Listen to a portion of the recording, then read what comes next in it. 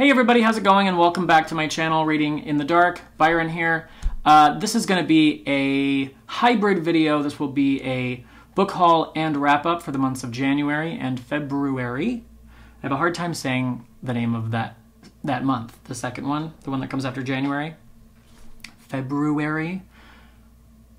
I think people usually just say February, but it's not. It's February.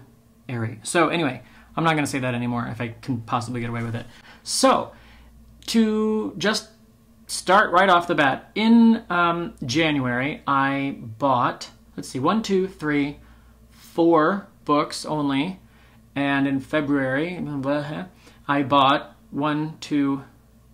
3 books. Now, one of those was a rebuy, so this is kind of a small number, and you'll see in my March video, which will be longer, this is a small number. So, in January, I purchased the audiobook adaptations of the first 3 books written by William Shatner in the sort of Shatnerverse series, which has retroactively been designated the Odyssey trilogy because he wrote 9. He wrote 3 trilogies, and then he started a 4th trilogy in the Star Trek universe, and then had a falling out with the publisher and abandoned it. So there's just one sad book by itself at Starfleet Academy, I think. So this is the first of those 3 trilogies that he completed, and it has been called the Odyssey trilogy. It wasn't when it first came out. But in any case, I bought the audiobooks for those 3 books. The books are as follows. The Ashes of Eden, The Return, which is the book that I had in hardcover many, many years ago and read but don't remember. And the 3rd book being Avenger. So I bought those audiobooks. They're abridged and adapted for audio, so there's lots of sound effects and stuff. And they're read by William Shatner, which is fun. I should add that these books are co-written with Judith and Garfield Reeves-Stevens, his writing partners for many, many years. I then also purchased the first book in the Star Trek Discovery book series entitled Desperate Hours by David Mack.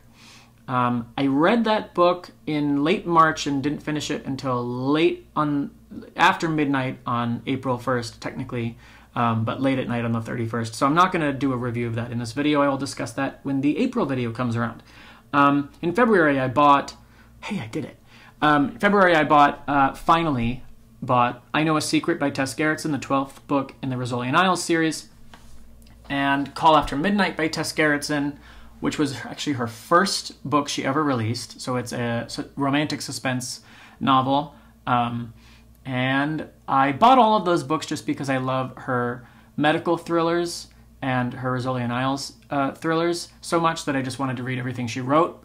Although romantic suspense, not exactly my gig. And then I also rebought another romantic suspense novel that I did read back when I had a Nook called Never Say Die. I bought Never Say Die on my Nook a long time ago, and I had not log in and get access to my old books from there anymore. So I rebought it on Kindle because it was on sale. And so those are the books that I hauled. I also read Under the Knife, which I purchased way back in 2016. So that's the only book that I read that is going to be in this wrap-up that wasn't in my haul. So to start things off with Never Say Die, that book was published in 1992, and it follows the story of a woman whose father was sort of a legendary pilot in Vietnam and whose plane crashed and he went down and died in somewhere, I believe in Thailand, and 20 years ago. And she travels to Thailand to trace his steps and to ascertain finally and for certain that he is in fact actually dead, because her mother never believed it because they never recovered his body. So it's a twisty, turny mystery thing and a romance. I enjoyed it. So, you know, it's a romantic suspense novel and it's fun. And that's my dog making noise. Philip is here.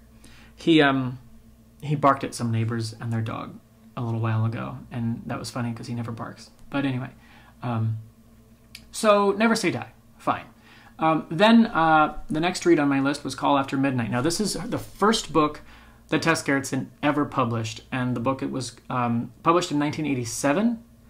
This is a book about a woman whose husband, unbeknownst to her, I think, is a spy. And the name, I think that she knows him by, is Simon.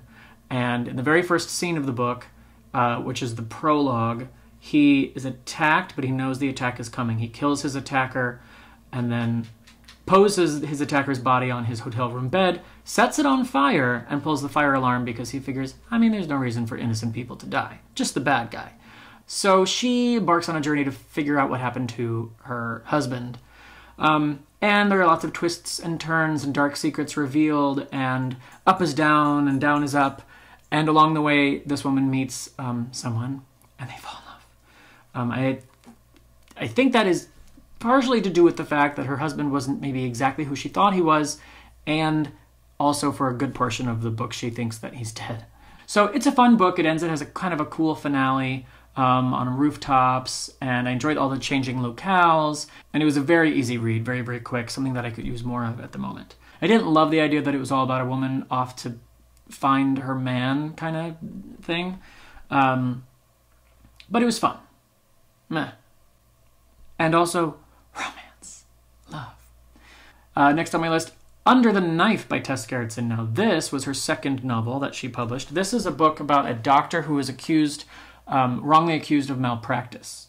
But she begins to doubt herself, and she starts to wonder, well, maybe I am responsible for this person's death. But the records are falsified, and she feels like she's in the Twilight Zone, having been charged with malpractice, and she uncovers a labyrinthine plot that has to do with dark secrets long buried, and babies, and, it's a twisty suspense thriller featuring a marginally strong female character on a mission to clear her name and also fall in love in the process. This man who's charged with prosecuting her for malpractice comes around eventually, and of course they fall in love. Spoiler alert. And he says, murder, he decided, couldn't be easier. All it took was a white coat. He also said, I have to find this other quote. I didn't write it down from my Goodreads. Hang on. You guys, it's really good. He admired her, and he wanted her. But did he love her? He hoped not. Come on, that's hilarious. So the next book on the list, my dog wanted to say hi. The next book on the list, the entire Odyssey trilogy by William Shatner. So, to break them down one at a time, The Ashes of Eden takes place this is ridiculous. The Ashes of Eden is the first book of the trilogy, and it takes place right after the events of Star Trek VI, The Undiscovered Country, which was sort of like the last hurrah of the original cast and the original crew, prior to the Next Generation cast taking over the Star Trek franchise. This was published in 1995, and it starts off with Kirk post Star Trek VI, The Undiscovered Country, retiring from Starfleet. His old nemesis is now in charge of Starfleet, which he's disgusted by. He meets a woman named Tealani who is half Klingon and half Romulan, which, if you know anything about Star Trek, those two races hate each other. They were, I guess, an experiment at some point for war, I think. And so she and her and the other people who are members of her race that I cannot pronounce have lived kind of dealing with a lot of prejudice and racism and stuff, and they live on a beautiful sort of like Eden-like planet named Chow, and it needs to be protected. And so Kirk embarks on another adventure, and he ropes Scotty into it and gets some of the original crew back together, and they buy the Enterprise because it's old and mothballed and Starfleet didn't want it anymore. It's been stripped of all of its weapons and some of its higher technology because it's no longer being used by Starfleet, and so that it is something that civilians can legally have. And so they have to improvise weapons and things. So that element of it was cute. And they, save her and save the day. In the second book, The Return, this takes place after Star Trek VII, or Star Trek Generations, which was the film that at the end of Star Trek VII, spoiler alert, Kirk dies. Oh gosh. Okay. So he's dead. And in this book, the Romulans and the Borg have banded together to reanimate the corpse of James Kirk in order to program him and use him as an assassin to kill Picard. Also, during this book, Spock hears tell of the idea that his father, Sarek, who on the TV show The Next Generation passed away from a degenerative mental illness called Bendai syndrome, actually might have been murdered, and that those symptoms might have been faked, and we're like, what? And then the book is over. The third book, Avenger, Spock learns that his parents were members, or may have been members, of an extremist group on Vulcan that formed just after the formation of the Federation, called the Symmetrists, who believed in respecting the natural ecology of alien worlds, whether they're inhabited or not, and they stand opposed to terraforming other worlds for colonization by the Federation. In the timeline of this book, they are sort of a fringe, old hat group, but it's still sort of a stunning revelation to Spock to hear the allegation made that his parents were members of it, and that is why Sarek was murdered. So that is a really interesting subplot. Anything that has to do with Spock and his father is cool in my book. There also is a main plot. That's like a subplot. The main plot of Avenger has to do with some sort of manufactured virogen that's infecting planets throughout the Federation, and they have to figure out the cure, and I didn't find that as interesting. So I enjoyed this trilogy. I think Shatner comes up with interesting plots and interesting stories for the Star Trek universe, given that he spent basically his entire life absorbing that universe and absorbing those stories. And so he knows what will feel fresh. And I do think these stories are fresh and fun and interesting. His reading of the books, adapted and abridged as they were, was good. I mean, he's an actor. Quick side note, though, that I think is funny. Shatner mispronounces some made-up Trekkie words, so that doesn't really matter, but it's funny to me. On DS9, there's a poker-like game called Dabo, and they have scantily clad women who are facilitating those games, very much like a casino and people playing poker or whatever. And it's called Dabo, and they're called Dabo girls, and he keeps saying Dabo, and the Dabo tables are full, and the Dabo girls are so. And then there's this made-up fiction, I think it's fictional, particle called a tetryon, and he keeps saying tetryon, and it figures into the story a few times, and that's not a spoiler because it's not a real thing, and I don't think it consistently means anything. But it's not a tetryon, it's a tetryon. Come on, Bill. And then the only other thing that was inconsistent, and this might not be his fault, was that he referred to the microscopic robots that go into your blood and convert you into a Borg drone as nanites. And in the vast majority of Star Trek, I believe they're always called nanoprobes. And I don't know, they may have been called nanites when the Borg were new to Star Trek, so at the time he wrote this book, that might have been the correct term. But as a big old Trekkie, those anachronisms bothered me. Or those malapropisms, or those things that are isms. I will say that his interpretation of Dr. Bashir from DS9, not exactly. He seems to think that Bashir is, because he's thin and he's British, that he's just, I don't know, he tends to portray Bashir a little bit weak, I think. And you definitely get the impression that he ain't watched that show. So, and that's fine. It was neat to have all of those characters in these books, though. I mean, this is a trilogy that includes Kirk, Spock, Picard, the entire crew of the Next Generation, characters from DS9. They even mentioned Janeway at one point, so it's fun to have all those characters in there, which is the magic of books. So I enjoyed the story, and frankly, I am in a quandary as to whether I should purchase the full books and reread them. I think it would be nice if Star Trek would do unabridged audiobooks. I don't know why they just don't do that, but they just don't do that. I read The Return long ago in hardcover form. The book is missing, along with a whole bunch of other books. I don't know where they went, and I don't know if I should rebuild this trilogy in hardcover, or if I should just buy them on my Kindle if I can find them on sale, which might be what I do. That is my wrap-up for January and February 2018.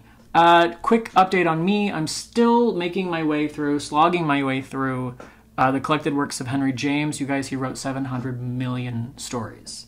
In addition to that, I'm still reading Fire from Heaven by Mary Renault, and it's beautiful writing. I love the story. I love watching Alexander grow up, and there are passages where she lapses into textbook mode and just starts telling me history, or talking about military strategy, or ancient Greek myths, and I get a little bored, and I'm not as much into the nuts and bolts of history as I am in seeing how people lived in history, so historical fiction versus just history.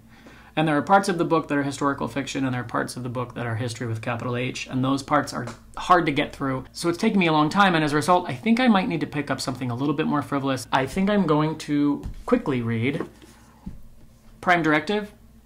This is written by, oh, look, Judith and Garfield Reeves-Stevens. I should know that because it was in my movie that I posted. Movie. I call it a movie because it was so freaking long. This Starfleet's most sacred commandment has been violated. Its most honored captain is in disgrace. Its most celebrated starship in pieces, and the crew of that ship scattered among the 1,000 worlds of the Federation. Prime Directive. So this is the original crew. And I have to read this book because, you guys, this book has been in my possession for decades. It has not been getting read all that time, and that's just not fair. So I think I'm going to pick this up. It's actually about 400 pages with decently small writing. So it's not going to be necessarily quick, but it might be because it's just going to be easier to read than the things that I'm currently reading. And so I think I might pick that up tonight in between some Henry James and some Mary Renault, because what am I doing with my reading? I don't know. Everything is a mess. In any case, I hope you enjoyed this video. If you did, please do hit the thumbs up button down there, the like button. Show me some love that way, and I would love for you to subscribe. Until next time, please do remember, read more books, drink more coffee out of adorable mugs like this one. Look at him. Mickey's got a rock, y'all. And don't forget to sleep. All right, bye guys. Have a good one.